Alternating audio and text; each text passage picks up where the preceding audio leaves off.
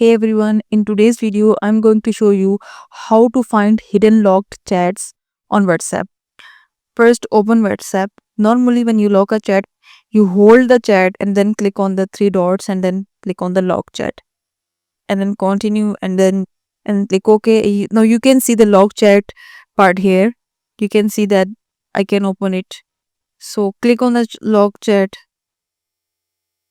You create a secret code and then 1 2 3 4 5 or whatever the code you want to set.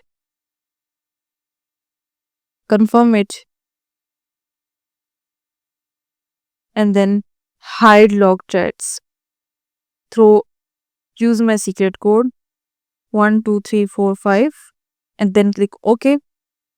Now you can see there is no log chat option is here.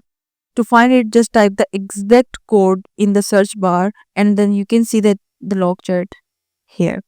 You can unlock it by tapping on it like this, unlock chat and click on it and this. Remember, you must know the exact passcode or secret code you set earlier to retrieve these chats. That is it. If you find this helpful, please like and subscribe for more WhatsApp tricks.